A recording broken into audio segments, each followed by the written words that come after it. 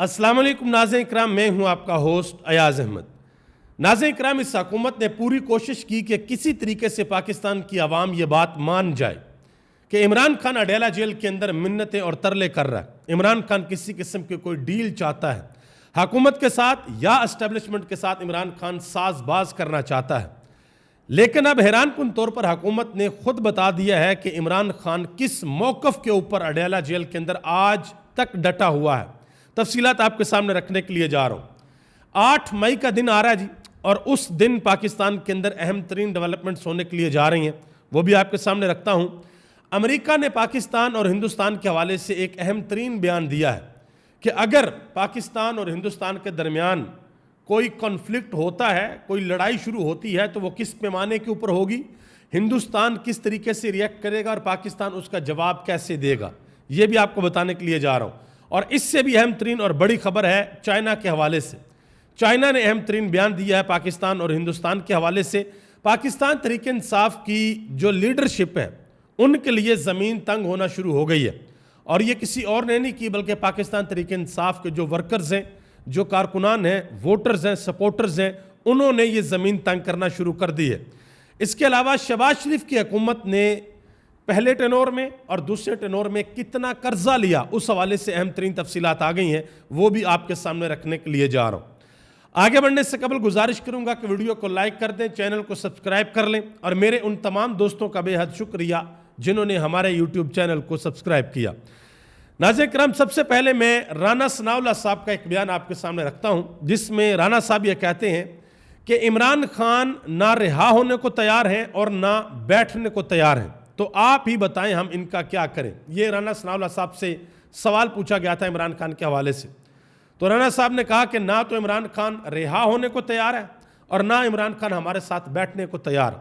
तो इसके ऊपर अतर काज़मी ने एक बड़ी अहम बात की है। उन्होंने कहा कि राना सनाउल्लाह ने वाज़ेह तौर पर कहा है कि इमरान खान अगर रिहा होना चाहें तो वो रिहा हो सकते हैं, इनके साथ बैठना चाहें तो बैठ सकते हैं, और इमरान खान एक ऐसा कैदी है कि जिसकी रिहाई भी उसकी अपनी मर्जी से होनी है, लेकिन वो रिहा होने को तैयार नहीं है। इमरान खान वो रास्ता लेने को तैयार नहीं है कि जिससे वो रिहा हो जाएं, क्योंकि इमरान खान को भी तो पता है ना कि वो रास्ता बड़ा आसान है। उस रास्ते में सिर्फ हाथ जोड़ने पड़ते हैं, अपनी सेल्फ रिस्पेक्ट कुर्बान करना पड़ती है, झुकना पड़ता है, तो इमरान खान झुकने को तैयार नहीं। वो हबीब अकरम ने एक बड़ी ज़बरदस्त किस्म की बात कही थी कि जो 27-28 साल इमरान खान ने तकरीरें की हैं, जो पाकिस्तानी कौम को इमरान खान ये कहा करते थे, तकरीर शुरू करते थे बिस्मिल्लाहिर्रहमानिर्रहीम इय्याका नअबुदु व इय्याका नस्तईन, और कहते थे कि मेरे पाकिस्तानियों, ना मैं कभी किसी के सामने झुका हूँ और ना कभी अपनी कौम को किसी के सामने झुकने दूंगा। और ये भी इमरान खान कहते थे कि किसी भी सूरत मैं कोई डील नहीं करूंगा। तो अब ये जितनी भी बातें इमरान खान कहते थे, इमरान खान अब अडेला जेल के अंदर बैठकर उन बातों के ऊपर पहरा दे रहे हैं। अपने तमाम बयानात के ऊपर, तमाम तकरीरों के ऊपर, तमाम दावों के ऊपर इमरान खान पहरा दे रहे हैं। और अभी तक के हालात व वाक़यात ये हैं कि इमरान खान का पहरा हर गुजरते दिन के साथ सख्त होता जा रहा है। यानी कि कोई सोच भी नहीं सकता, आप किसी नून लीग के बंदे से, पीपल्स पार्टी के बंदे से, किसी भी जमात के बंदे से इमरान खान के बारे में पूछें कि इमरान खान कब रिहा होगा, तो आपको आगे से एक जवाब ज़रूर देगा। वो कहेगा जी रिहाई का तो नहीं पता, लेकिन इमरान खान कोई डील नहीं करेगा, इमरान खान कॉम्प्रोमाइज़ नहीं करेगा। ये अब इमरान खान के मुखालिफिन भी इस बात को मानते हैं। आगे आ जाएं जी, मई का महीना शुरू हो गया है, और इस मई के महीने में 9 मई आ रहा है। आपको पता कि 9 मई से ये सारे के सारे सिलसिले शुरू हुए थे। पाकिस्तान तहरीक इंसाफ ने 9 मई को एहतजाज किया, जब इमरान खान को इस्लामाबाद हाई कोर्ट से गिरफ्तार किया गया था, और बाद में सुप्रीम कोर्ट ने कहा था कि वो गिरफ्तारी गैर कानूनी थी। फिर पूरे पाकिस्तान के अंदर एहतजाज हुआ। उसके बाद फिर पाकिस्तान तहरीक इंसाफ के ऊपर हर गुजरते दिन के साथ सख्तियाँ जो है वो बढ़ती गई। अब 9 मई दोबारा आ रहा है, तो 9 मई से एक दिन कबल यानी कि 8 मई को 2-3 अहम तरीन डेवलपमेंट्स होने के लिए जा रही हैं। एक तो इस्लामाबाद हाई कोर्ट के अंदर इमरान खान और इमरान खान की अहलिया बुशरा बीबी, उनकी सज़ा मुअत्तली का केस लग गया है।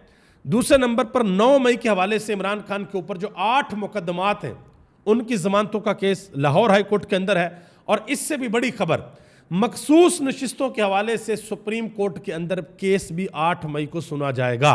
तो देखते हैं कि हमारी अदालतें अब क्या फैसला करती हैं। पाकिस्तान तहरीक इंसाफ के 2 रहनुमा اعجاز چودھری صاحب اور اس کے علاوہ حافظ فرحت عباس صاحب، ان کی ضمانتوں کو منظور کر لیا گیا ہے، اور جو جسٹس نعیم اختر افغان صاحب ہیں انہوں نے یہاں تک کہا ہے کہ بس کر دیں، اب کتنا گھسیٹنا ہے، تفتیش مکمل ہے، چلان بھی جمع ہو چکا ہے، اب گرفتاری کیا کرنی ہے۔ تو دیکھتے ہیں، ضمانتیں تو سپریم کورٹ نے منظور کر لی ہیں، دیکھتے ہیں کہ رہائی بھی ہوتی ہے یا نہیں ہوتی، کیونکہ یہی وہ سپریم کورٹ ہے جس کا پورا بینچ، فل بینچ بیٹھا تھا، انہوں نے مخصوص نشستوں کے حوالے سے فیصلہ کیا تھا، لیکن آج تک اس فیصلے کے اوپر عمل درآمد پاکستان کے اندر نہیں ہو سکا۔ عمر ایوب خان نے ایک اہم ترین بات کی ہے جی، انہوں نے کہا جی عمران خان نے بھارت کو للکارا تھا اور کہا تھا کہ ہم حملہ پہلے کریں گے اور سوچیں گے بعد میں، جبکہ شہباز شریف صاحب ایسے بیان دے رہے ہیں کہ آپ نے گھٹنے ٹیک دیے، یعنی کہ آپ کا جو لب و لہجہ وہ ایسا ہے کہ آپ لوگوں نے انڈیا کے سامنے گھٹنے ٹیک دیے، اور ابھی تک پاکستان کی عوام اس بات کے اوپر حیران اور پریشان ہے کہ نواز شریف صاحب، شہباز شریف صاحب، محترمہ مریم نواز صاحبہ، ان تینوں میں سے کسی ایک نے بھی ابھی تک نریندر مودی کا نام لے کر ان کے اوپر تنقید نہیں کی۔ یہ ابھی تک حیران کن بات ہے۔ ویسے نون لیگ کے ادھر خواجہ آصف صاحب بڑے ذرا سخت قسم کے تگڑے بیان دے رہے ہیں، اور لوگ بھی بیان دے رہے ہیں، لیکن جو شریف خاندان ہے ان کی زبان کے اوپر ابھی تک نریندر مودی کا نام نہیں آیا۔ یہ لوگوں کو ابھی تک ذرا حیرانگی ہے۔ مولانا فضل الرحمان صاحب نے ایک اہم ترین پریس کانفرنس کی ہے، اور انہوں نے کہا کہ میں فوج کو یہ پیغام دیتا ہوں کہ موجودہ صورتحال میں آپ کی پشت پر مضبوط سیاسی قوت نہیں ہے۔ انہوں نے دو کمپیریزن کیے۔ انہوں نے کہا کہ ہندوستان اور پاکستان کا کنفلکٹ ہوا تو پوری قوم ایک جگہ پر متحد ہو جائے گی، لیکن اگر پاکستان اور افغانستان کے کوئی مسئلہ ہوا تو قوم ایک جگہ پر متحد نہیں ہوگی۔ انہوں نے کہا کہ ان چیزوں کو دیکھنا پڑے گا، ماننا پڑے گا، آپ لوگوں کو سوچنا پڑے گا۔ چائنا نے پاکستان کے حوالے سے اہم ترین بیان دیا ہے۔ چینی صدر کے سابق مشیر ہیں، انہوں نے کہا کہ پاکستان اور چین اچھے برے وقت کے اتحادی پڑوسی ملک ہیں۔ چین ہمیشہ پاکستان کی سرحدوں اور سالمیت کے دفاع کے لیے پاکستان کی ہر طرح کی مدد کرے گا، اور پاکستان اور چین کی دفاعی پارٹنرشپ پر کوئی سمجھوتا نہیں کیا جائے گا۔ اب میں یہاں پر ایک نقطہ آپ کو سمجھا دیتا ہوں۔ دیکھیں، کئی دہائیوں سے امریکہ ایک پروجیکٹ کے اوپر کام کر رہا ہے، کئی دہائیوں سے، اور وہ پروجیکٹ کیا ہے؟ وہ پروجیکٹ یہ ہے کہ اس خطے کا جو سردار اعلیٰ ہے نا، اس خطے کا جو پہلوان ہے وہ ہندوستان کو بنانا ہے، پاکستان کو ہندوستان کے نیچے لگانا ہے، اور چین کے اوپر پریشر بڑھانا ہے۔ اور جو چین ہے وہ کیا کر رہا ہے؟ چین یہ کہتا ہے کہ کسی بھی صورت پاکستان امریکہ کے زیر تسلط ہو کر ہندوستان کی غلامی قبول نہ کرے۔ چین یہ چاہتا ہے کہ کسی بھی صورت امریکہ کا اس خطے کے اندر اثر و رسوخ نہ بڑھے۔ اس سے چائنا اپنے لیے خطرہ محسوس کرتا ہے کہ ہمیں اس سے مسئلہ ہوگا، اس لیے چائنا کھل کے پاکستان کے ساتھ کھڑا ہوتا ہے۔ اور یہی وجہ ہے کہ چائنا نے بہت بڑی انویسٹمنٹ افغانستان کے اندر بھی کی ہے کہ کسی صورت اب دوبارہ امریکہ اس خطے کے اندر واپس ڈائریکٹلی نہ آئے۔ اور ہندوستان کے ساتھ بھی آپ کو پتا کہ چین کے جو معاملات ہیں وہ ٹھیک نہیں ہیں۔ نجم سیٹھی صاحب نے ایک بڑی اہم بات کی، ابھی حال ہی میں جو امریکہ کے وائس پریزیڈنٹ ہے JD وینس، وہ ہندوستان آئے، انہوں نے ہندوستان کا دورہ کیا اپنی اہلیہ کے ساتھ، اپنے بچوں کے ساتھ۔ واپس امریکہ جا کر انہوں نے ایک انٹرویو دیا، اور اس انٹرویو کے اندر انہوں نے یہ کہا ہے، انہوں نے کہا جی پاکستان اور ہندوستان کے درمیان یہ جو کنفلکٹ ہے، اور اگر ہندوستان پاکستان کے اوپر کسی قسم کا کوئی اٹیک کرتا ہے تو میں یہ سمجھتا ہوں کہ دونوں طرف سے سمجھداری کا مظاہرہ کیا جائے گا، اور جو جنگ ہے وہ اس سطح کے اوپر نہیں جائے گی کہ بہت بڑے پیمانے کے اوپر جنگ لگ جائے۔ اب آپ حیران ہوں گے کہ انہوں نے اس پہ یہ نہیں کہا کہ ہندوستان جو ہے وہ کم از کم دنیا کے سامنے ثبوت رکھے کہ پاکستان کی انٹرفیئرنس ہے ہندوستان کے اندر۔ نجم سیٹھی نے اس کے اوپر ایک بات کی ہے، انہوں نے کہا کہ امریکی نائب صدر نے کہا ہے کہ انڈیا پہلگام واقعے کا بدلہ لینے کے لیے جا رہا ہے، لیکن آپ کوئی ایسی حرکت نہ کریں جس سے جنگ کا خدشہ ہو۔ پاکستان کو کہا کہ آپ نے کوئی ایسی حرکت نہیں کرنی۔ مزید نجم سیٹھی نے کہا کہ دوسرا، انہوں نے کہا کہ آپ پہلگام واقعے میں پوری طرح نہیں تو کسی حد تک ملوث ہے، اس لیے انڈیا کے ساتھ تعاون کریں۔ پاکستان کو اس کے اوپر، نجم سیٹھی نے کہا کہ پاکستان کو اس کے اوپر احتجاج کرنا چاہیے، امریکہ کو بتانا چاہیے کہ ہماری پوزیشن کیا ہے۔ محمد مالک نے ایک بڑی اہم بات کی، انہوں نے کہا کہ ایک ٹاپ امریکن ڈپلومیٹ نے مجھے یہ کہا ہے کہ ہم یہ چاہتے ہیں کہ ایک حملہ انڈیا پاکستان کے اوپر کرے، پھر پاکستان اس کا جواب دے، تو دونوں طرف ون ون سچویشن ہو جائے، معاملہ ٹھنڈا ہو جائے کہ جب ہندوستان کرے پاکستان پہ اٹیک تو ہندوستان کے اندر مودی کی واہ واہ واہ واہ کمال ہو گیا یہ ہو جائے، اور پھر پاکستان جواب دے تو پھر پاکستان کی واہ واہ کمال ہو گیا یہ ہو جائے، اور دونوں طرف ون ون سچویشن ہو جائے، دونوں کو فیس سیونگ مل جائے۔ یہ ایک امریکن ڈپلومیٹ، ٹاپ ڈپلومیٹ نے محمد مالک سے یہ بات کی ہے۔ عالیہ حمزہ ملک، انہوں نے ایک انتہائی اہم بیان دیا ہے۔ انہوں نے کہا کہ شریف خاندان کے بھارت کے ساتھ تجارتی مراسم ہیں، ڈان لیکس اور والیوم 10 نکال کر دیکھیں تو شریف خاندان کبھی انڈیا اور مودی کے خلاف بیان دے کر اپنے بزنس کا نقصان نہیں کرے گا۔ میں نے پہلے آپ کو بتایا نا، لوگ حیران ہیں کہ بھئی شریف خاندان نریندر مودی کا نام کیوں نہیں لے رہا۔ آگے آ جائیں جی، حبیب اکرم نے ایک بڑی اہم بات کی ہے۔ انہوں نے کہا کہ 26 فروری 2019 کو جب بھارت نے پاکستان کے اوپر حملہ کیا تھا تو پوری قوم اداس، پریشان اور غصے میں تھی۔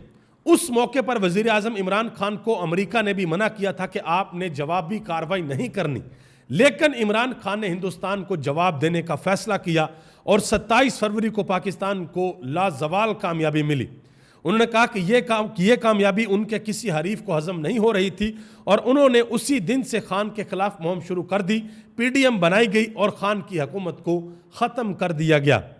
یہ بات بالکل ٹھیک ہے کہ جب پاکستان نے عمران خان کی حکومت میں ہندوستان کو جواب دیا تھا، ان کا طیارہ گرایا تھا، ابھینندن کو پکڑا تھا، چائے پلائی تھی، واپس بھیجا تھا، تو پوری دنیا کے اندر یہ بات ہو گئی تھی کہ بھائی پاکستان نے اپنے سے کئی گنا بڑے ملک کو منہ توڑ جواب دیا ہے اور ہندوستان دوبارہ اب اس طرح کی حرکت کرنے کی جرت نہیں کرے گا۔ ایک چیز میں آپ کو بتا دوں، پاکستان کے اندر سیاسی حالات جیسے بھی ہوں وہ ایک علیحدہ معاملہ ہے، انشاءاللہ ایک دن ایسا آئے گا کہ وہ معاملے بھی ہمارے حل ہوں گے، لیکن ہندوستان نے کسی بھی قسم کی کوئی غلطی کرنے کی کوشش کی تو ہندوستان کو جواب ملے گا اور تگڑا جواب ملے گا۔ تو یہ اگر ان کے وہم و گمان میں کسی قسم کے کوئی ان کو لگتا ہے کہ جی ایسا نہیں ہوگا تو یہ کر کے دیکھ لیں۔ سلمان قمراجہ صاحب، انہوں نے جی 2 اہم بیانات دیے ہیں۔ انہوں نے کہا جی ہندوستان کے معاملے پر فارم 47 کی حکومت کے ساتھ نہیں کھڑے، لیکن پاکستان کے دفاعی نظام کے ساتھ پوری تحریک انصاف کھڑی ہے۔ مزید انہوں نے کہا کہ میں واپس جاؤں گا، وہ کینیڈا میں تھے، انہوں نے کہا جی میں واپس جاؤں گا تو شاید مجھے پکڑ لیا جائے، لیکن کوئی ڈر، کوئی خوف نہیں، میں پہلے بھی گرفتار ہوا ہوں۔ انہوں نے کہا کہ اس دفعہ شاید لمبے عرصے کے لیے مجھے اندر رکھا جائے۔ انہوں نے کہا کہ عمران خان سمیت ہمارے سینکڑوں دوست سالوں سے جیلوں میں ہیں، سب اس لیے تکلیف برداشت کر رہے ہیں کیونکہ پاکستان کے مستقبل کا تقاضا ہے کہ ہم جد و جہد کریں، ہم مشکل وقت دیکھیں۔ آگے آ جائیں جی، سمینہ پاشا نے ایک بڑی اہم بات کی ہے۔